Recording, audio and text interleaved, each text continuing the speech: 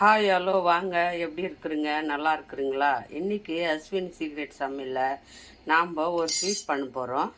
அது எப்படி பண்ணுறது பார்க்கலாமா வாங்க. ரவை வச்சு ஒரு கப்பு ரவை, கொஞ்சம் பாலை ஊற்றி இதில் ஒரு 10 நிமிஷம் நம்ம பாலையும் ரவையும் நல்லா கலக்கி மூடி போட்டு வச்சுட்டு பார்ப்போம்.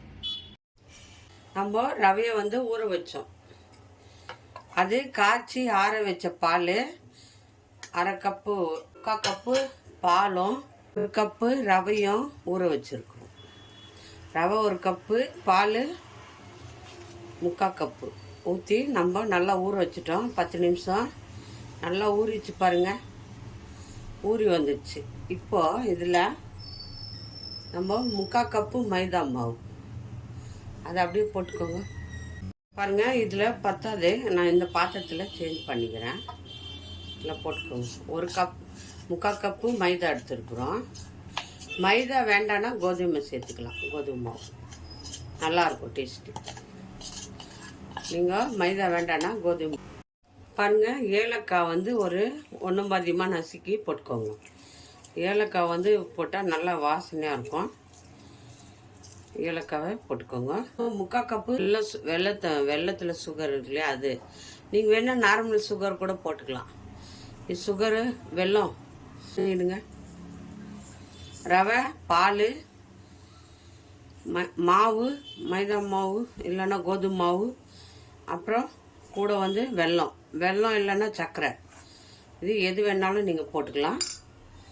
இப்போ எல்லாம் ரவை ஊறிச்சு இல்லையா, கொஞ்சம் தண்ணி ஊற்றி நம்ம மிக்ஸ் பண்ணிப்போம். இந்த ஸ்வீட் ரொம்ப நல்லா இருக்குங்க. நல்லா ரவை இருக்குது, நல்லா சாஃப்டாக உள்ள நம்ம டீ கடை கேக் மாதிரி இருக்கும். அந்த மாதிரி தான் இது டேஸ்டியாக இருக்கும். சிம்பிளாக பாருங்கள், ரவை இருந்தால் போதுங்க, ஸ்வீட் பண்ணிடலாம். ஏன்னா வெல்லம் சர்க்கரை கரையணும். 5 நிமிஷம் மூடி வச்சிடணும். அதுக்கப்புறம் நம்ம எண்ணெயில் அப்படியே பொரிச்சுக்கிறது தான். எண்ணெய் ஒரு 5 பாருங்கள், எண்ணெய் சூடாகணும். நம்ம மாவை கையில் இந்த மாதிரி குண்டு குண்டாக விட்டுக்கணும். இந்த மாதிரி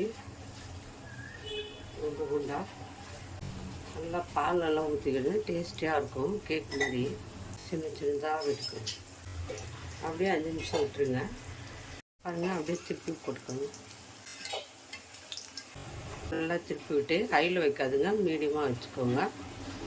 மீடியமாக வச்சு நம்ம நல்லா திருப்பி போட்டு வேகணும். எல்லாம் வெந்துடுச்சு, எடுத்துக்கலாம். கேக்குங்க, ஸ்மால் கேக் நல்லாயிருக்கும். கேக் மாதிரி சாப்பிட்றதுக்கு கேக் மாதிரி இருக்கும், நல்லா டேஸ்டியாக. இந்த மாதிரி எல்லோரும் வீட்டில் செய்யுங்க. பாருங்கள், எல்லாம் சுட்டு எடுத்துட்டோம்.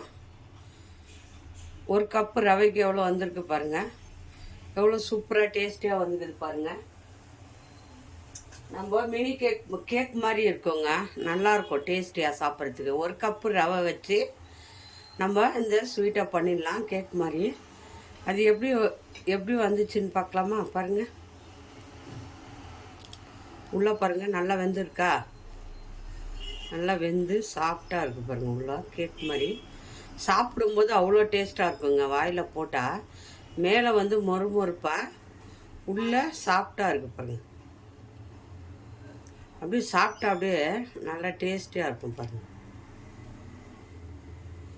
இந்த மாதிரி வீட்டில் ஸ்நாக்ஸு சாயங்கால டைமில் பசங்களுக்கு செஞ்சு கொடுங்க, ரொம்ப நல்லாயிருக்கும், டேஸ்டியாக இருக்கும். இந்த மாதிரி வீட்டில் இன்றைக்கி பிள்ளைங்களுக்கு செஞ்சு கொடுங்க, ஸ்கூல் விட்டு வர பசங்களுக்கு. ரொம்ப நல்லா டேஸ்டியாக இருக்கும். இது யார் யாருக்கு பிடிக்குமோ லைக் பண்ணுங்கள், ஷேர் பண்ணுங்கள், கமெண்ட் பண்ணுங்கள். மறக்காத அஸ்வினி சீக்ரெட்டை சர்ப்ரைஸ் பண்ணுங்கள். நம்ம இன்னொரு டிஷ்ஷில் பார்ப்போம்.